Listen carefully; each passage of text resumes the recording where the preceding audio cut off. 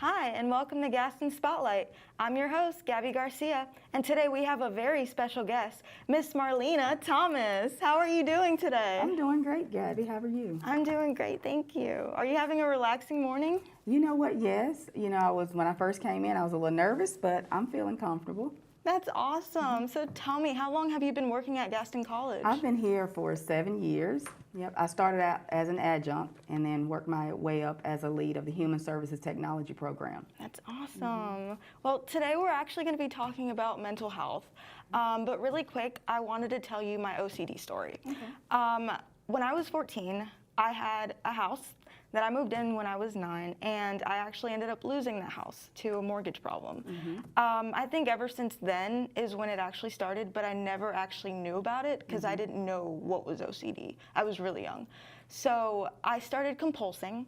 I started doing abnormal things that, people wouldn't do, or OCD people would do, but normal people wouldn't. And it just got worse from there. My mom started catching on to it, but she didn't understand it. So I Googled it like any other person would, and it was OCD. So have you ever met anyone that had OCD? Like how do they deal with their struggles? So definitely I have, as far as students, I'm not sure, but I do have a family member that has, stated that she possibly may have undiagnosed OCD, and she said it's a struggle for her, and she doesn't have the support she needs because there's a fear of, family not understanding. That's true. So, she just deals with it the best way she can. Sometimes I think it might be unhealthy, but That's true. And how do you think everything that's going on around the world right now is impacting people's mental health? Like, do you think people are still scared because there's more cases now, or do you think like they're traumatized, or like what do you think is going to happen in the next few years from now?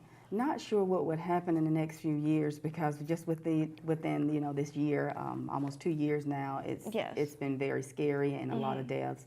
But as far as the mental health component, I think that depression and anxiety has risen. That's true. I'm sure there's a lot of trauma that has been experienced due to what's happening in the world, just because of the deaths, right? That's true, and people are being isolated. People are nervous. So all of those different symptoms are causing maybe depression or some traumatizing experiences that they're having. Honestly, I think that there's going to be more therapy needed in the next few years. Oh yes. And I'm hoping that people, know how to get that support and get those services for themselves or their family members. And like the worst part of all is like sometimes your family members live so far, and because things have gotten really bad, I feel like that makes the people that have far away family members be on more depression because they can't see them, and like FaceTime is good, but it's not the same. Right, having that actual physical touch, that interaction is very important. But one thing I will say, it's so important to still communicate, check in with people, friends, family members, because sometimes people do not tell you how they're really doing. That's true, and they may be struggling, and so I think it's important to check in. Well, I had a really bad high school experience, and kids around the world are getting bullied still. Obviously, people get bullied every day. But how do you feel about kids that are starting from freshman year of high school all the way to, they don't even make it sometimes? Like, how do you feel about that? Like, what do you think they feel that just makes them want to give up? It may be, things that's happening at home. That's true, not having that support system, and if you don't have that support, and if you have a lot of things that's happening at home that are unhealthy, then we need to make sure that they have good coping strategies. That's true, yes. Right, and a lot of things that you've said, so far, as far as the pandemic and my experience with OCD, all of that, we need to make sure that we self-care. We have to make sure we take care of ourselves. And self-care is, things that are relaxing, things that can re-energize you, right? Also, if you are having issues with stress, if you're having family issues at home, we definitely want you to get that help. You can listen to music. There's different types of techniques out there that you can get, grounding techniques, some mindfulness meditation. Right. There are even apps out there nowadays, that you can put on your phone. Everybody has a phone, and that you can, do some meditation in your time here at school or if you're in your personal time, right? So just being able to, even seeking out a therapist, I think that's important. Everybody may not believe in one, but we all need the help sometime. All right, that's awesome. That's really good. What can I do? Can I ask, what can we do about Gaston College's mental health? Well, I love the fact that we have SOS. Yes. Right, and that's that awesome. is pretty much free counseling. You get up to 6 sessions of counseling, and it's through McLaughlin and Young, my group. And we also use that as an EAP for the faculty.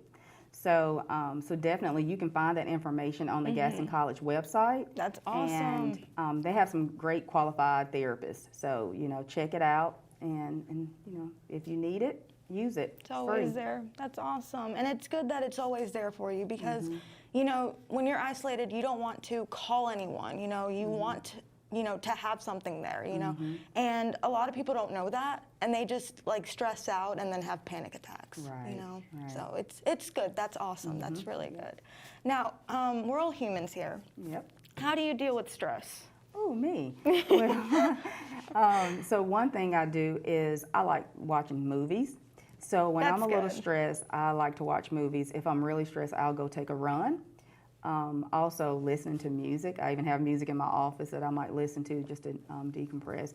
Grounding techniques, one thing that I actually absolutely love is the grounding techniques to bring you back in the present moment. Because sometimes we're in our head when we're stressed or anxious. That's true. And if we can bring ourselves back to here now, like I'm here with you, right? And there's techniques for that, So I do those and talk to people. I actually have people that I can trust and I can talk to them. That's awesome. And how do you think we are able to, how do you think we should cope with everything that's going on? I think taking it day by day. Well said. Yeah, taking it Well day by said. day. Again, I can't reiterate, just trying to stay safe. When you are able to get with family and friends, do so and enjoy that moment, enjoy those times, right? FaceTime, my group of friends, I think we did a FaceTime because we hadn't seen each other in a while. Yeah. And we just laughed and acted silly and played games. We even started, trying to do a book club, and have conversations. So finding creative ways. I think nowadays we have to be very creative in how we interact with each other if we can't see each other on a personal, level. So any last questions or any last thoughts you may have today?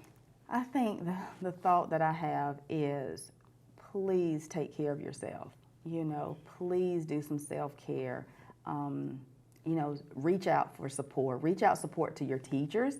Reach out support to your family and friends if you have those. And then seek therapy if you need it. I think that's just true, yeah. so important.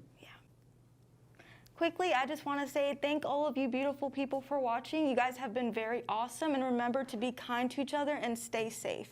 I'm your host, Gabby Garcia, joined by Marlena Thomas. And y'all have a great day. This has been Gaston Spotlight.